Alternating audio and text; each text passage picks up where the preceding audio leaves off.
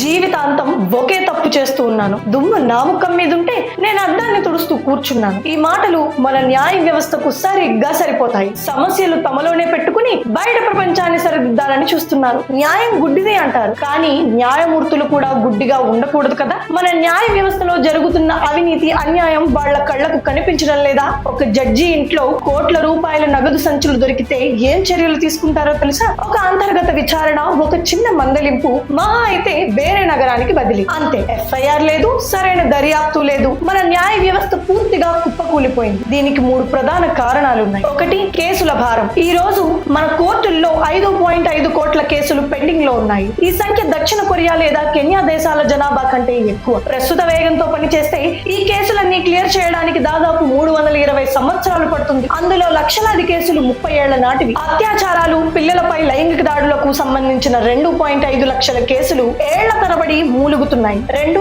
జవాబుదారీతనం లేకపోవడం. మన దేశంలో ప్రతి 10 లక్షల మందికి కేవలం 20 మంది జడ్జీలు మాత్రమే ఉన్నారు. కానీ ఉన్నవారిలో కూడా కేవలం 12% మంది మాత్రమే తమ ఆస్తులను బహిరంగంగా ప్రకటించారు. న్యాయ వ్యవస్థలో బంధుప్రీతి ఎంతగా ఉందంటే హైకోర్టు జడ్జీలలో 50%, సుప్రీంకోర్టు జడ్జీలలో 33%, సీనియర్ న్యాయమూర్తుల బంధువులే. జడ్జీలను నియమించుకునే ఈ కొలీజియం వ్యవస్థతో పారదర్శకత అనేది మాయమైపోయింది. 3, అవినీతి. ఇవన్నీ మేము చెబుతున్న మాటలు కాదు, సాక్షాత్తు మాజీ ప్రధాన న్యాయమూర్తులే ఒప్పుకున్న నిజాలు. ఒక మాజీ ప్రధాన న్యాయమూర్తి జస్టిస్ బరూచా న్యాయ వ్యవస్థలో 20% మంది అవినీతి పరులు అని అన్నారు. మరో మాజీ న్యాయమూర్తి జస్టిస్ కృష్ణ అయ్యర్, మన న్యాయ వ్యవస్థే అవినీతిమయంగా మారింది, ఒక్క అవినీతి న్యాయమూర్తి కూడా ఇంతవరకు శిక్షించబడలేదు అని ఆవేదన వ్యక్తం చేశారు. మాజీ ప్రధాన న్యాయమూర్తి రంజన్ గొగోయ్, అవినీతి మన జీవితంలో ఒక భాగం అయిపోయింది, న్యాయ వ్యవస్థ కూడా దానికి అతీతం కాదు, జడ్జీలు స్వర్గం నుంచి ఊడిపడరు కదా అని అన్నారు. ఇన్ని ఆధారాలు కళ్ళ ముందు కనిపిస్తున్నా